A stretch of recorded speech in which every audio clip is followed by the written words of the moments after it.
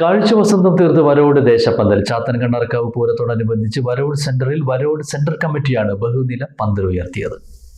ഒറ്റപ്പാലം വരവോട് ചാത്തൻകണ്ണാർക്കാവ് പൂരത്തോടനുബന്ധിച്ച് വരവോട് ദേശം വരവോട് സെന്ററിൽ ഒരുക്കിയ ബഹുനില പന്തലാണ് കാഴ്ചവസന്തം തീർക്കുന്നത്.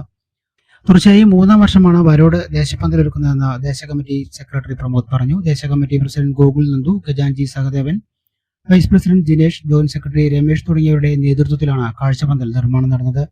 ശനിയാഴ്ച വൈകുന്നേരം 6:30 ചാത്തൻകണ്ണാർക്കാവ് ക്ഷേത്രം മേൽശാന്തി തീയന്നൂർ മന പ്രമോദ് നമ്പൂതിരി ഭദ്രദീപം കൊളുത്തി ചാത്തൻകണ്ണാർക്കാവിലുമയ്ക്ക് പന്തൽ സമർപ്പിച്ചു. ദേശകമ്മിറ്റി ഭാരവാഹികളും നിരവധി ഭക്തരും ദേശവാസികളും പന്തൽ സമർപ്പണ ചടങ്ങിൽ സന്നിഹിതരായിരുന്നു. ഞങ്ങള് വരവോട് ചാത്തൻകണ്ണാർക്കാവ് പുരാകർഷ കമ്മിറ്റി വരവോട് ദേശമാണ്. വരവോട് പുരാകർഷ കമ്മിറ്റിയാണ് ഇത്രയും വലിയ നിലപ്പന്തലുള്ളത്. ഞങ്ങൾ തുടർച്ചയായി 3-ാം വർഷത്തിലേക്കാണ് ഞങ്ങളിത്. ഞങ്ങളെ നാട്ടുകാരെല്ലാവരും സഹായത്തോടെയാണ് ഞങ്ങൾ ഇത് ഇവിടെ തുടർന്നു കൊണ്ടുപോകുന്നത്.